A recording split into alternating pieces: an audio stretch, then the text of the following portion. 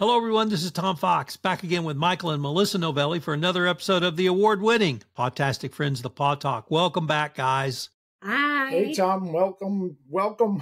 We're excited to be back. Welcome.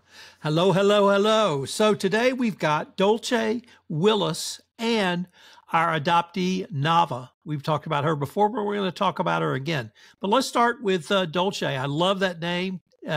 Is this part of the Puppuccino Mafia? Actually, Dolce is not. She comes on Wednesdays to train at the center, and she also swims on Thursdays. And she is a beautiful, brindle-colored, beautiful girl who is about 8 years old, and she was severely abused. Our friends at Animal Network took her in to rescue from the Henderson shelter and took her in, and her owner is being prosecuted. But again, after all she's been through, she is so sweet, just wants to love on you. She loves the water. When we go to boarding buddies and we take her out, all she wants to do is sit in the pool and cool off. And is just sweet as can be. Very smart, very gentle, very loving. A lot of times Michael invades her training session. Absolutely. And I look at the cameras and he's on the floor with her and she's laying by him. Belly rubs. Kissing him. They have a makeout session. Yes. And Great I'm like, dog. Michael, yeah, volunteers aren't allowed in the training area. This is another one of the dogs that Melissa says, maybe we should take her home and see how her and Bentley get along. But this dog is so loving and just amazing. So I strategized and I put her in the training session so she comes in the afternoon when he's here. Yeah. So that way she could worm her way into his heart. She wants me to go into the center area. So let's talk about a dog like Dolce who's been traumatically abused. How does a trainer work with a dog like that? One, to bring them out of their shell, and then two, to give them confidence. I'll take this one because a lot of times, these dogs, they're scared and they're fearful. So, each trainer works with the dogs to help them rebuild confidence and rebuild trust in humans. And, some humans are bad, but most of the humans are good. That's what we're here for, to set them up, as Melissa always says, set them up for success. Dolce, even after being abused, she came in here and it was like she wasn't even bothered by it. Once she was here, she knew this was, as Melissa says, her safe place. She's here. It's, it's her safe place where she could have fun and enjoy life and have her life enriched. So next we have Willis. Tell us about Willis. Go ahead. Willis is just this little cute, little bouncy, jumpy dog that you just want to cuddle. I'm glad we don't have little dogs because we'd probably have like 10 of them at our house. And he's been in rescue for over 2 years. He is a little particular around people. So he has the potential to nip, but once you warm up to him and he warms up to you, it's like your best friends. And really, it just takes time and commitment and compassion. A lot of these dogs that might be sensitive around people, we're willing to work with them if they're willing to put in the work. It might not be the type of dog that you first meet, like Willis, and you're like, oh, you're so cute. And then, you overwhelm him and surprise him, and he's not ready for that. It's too much stimulation. But if you're willing to come and meet him once and let him come up to you and work at his pace and then gradually move on, and each session gets better, then he's well rounded. He would make a great pet, but he just needs time to warm up. So in a situation like you might have with Willis, would you keep them in the enrichment training perhaps a little bit longer to really help them acclimate so that if you did bring some potential foster parents or forever parents over, you wouldn't sort of have that problem? Yes, we actually, he had a meet a couple weeks ago, and she's coming each session, and it's been going great. So I'm pretty confident that she's going to adopt him. And when she does, then she'll take him to class for a few more sessions, just so that she can work with Melissa and understand like the tools that Melissa uses to work with him and help him acclimate to new people and new situations. In situations like that, does the dog become very protective of the owner, or is that really independent? Because our dogs are very protective, particularly of Michelle, and they don't want anyone around her. I think it depends on each dog. I mean, our dog Bentley, he doesn't like when Michael comes up to me. I mean, now he's a little older, but he never liked that.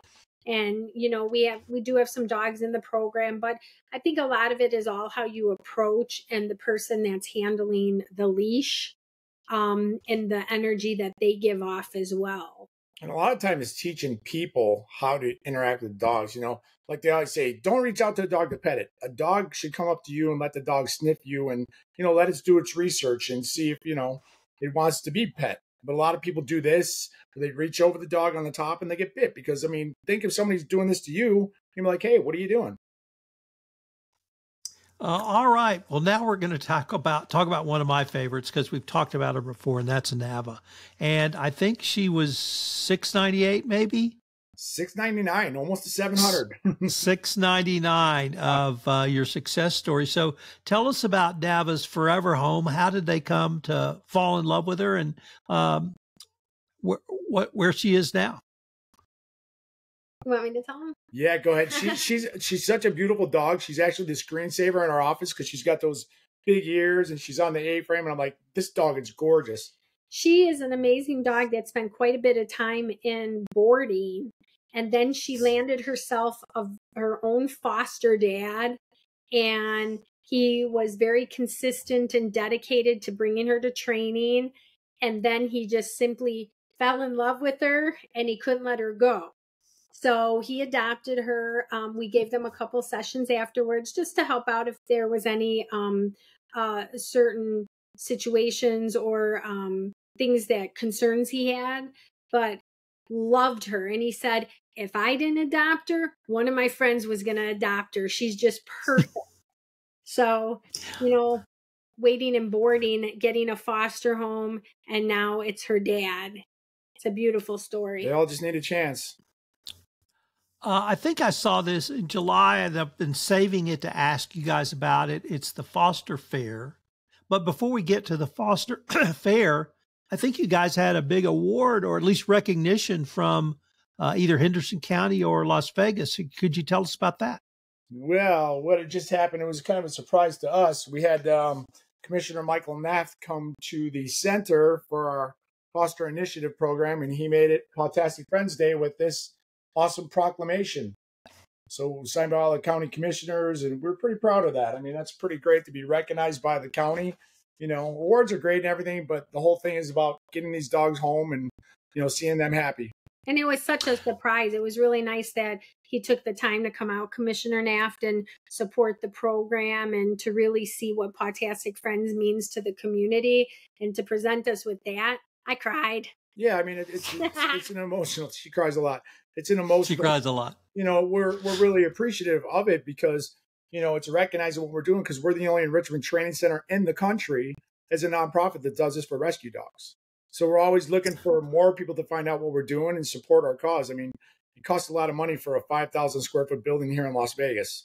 It's over $200,000 a year to run this facility. So tell us about the Foster Fair. Oh, this is another one of Melissa's ideas, and I'll let her tell you about it because this is her brainchild along with everything else. So I woke up one morning and I came out of the bedroom and I said, Michael, I got this idea. Let me tell you about it. And he said, oh no, what now? And I said, I have this idea. We're facing this crisis in the community and somebody's got to do something. And that somebody is us and our Pawtastic Friends team. So my good friend and volunteer Pat, her and I kind of took this under our wing, and she's been so amazing to help me out. And what the idea lies around it, it's the Foster Initiative Project. And what we do is we each month, the first Sunday of each month, we hold foster fairs. So we invite our local shelters and rescue partners to come in, and we encourage the community to come and stop by and find out about fostering. You know, some people, they might say, oh, I'm too busy, I don't have time. Well, you can be a temporary foster. Maybe a foster goes out of town for the weekend and they need a temporary person, or maybe it's an emergency, or maybe you have a single story home and you can foster a senior, or puppies, or pregnant moms. But there's something for everybody, and there's a way that everybody in our community can be part of the solution, so that all of these healthy dogs are not being euthanized for space. We have such a problem out here. And so this addresses it, and hopefully it's making a dent, you know, and it'll grow. Telling one of the success stories, just one. And we just did this. We've only had our third one. So one of the success stories is we had one of our rescue partners there, and there was a dog at the local shelter who had a commitment date, which means he was running out of time, at 3 p.m. on a Saturday. And because of someone that they met at the foster fair that was interested in fostering, they were able to pull him and take him into rescue and save his life. So when is the foster fair held? It's held the first Sunday of each month.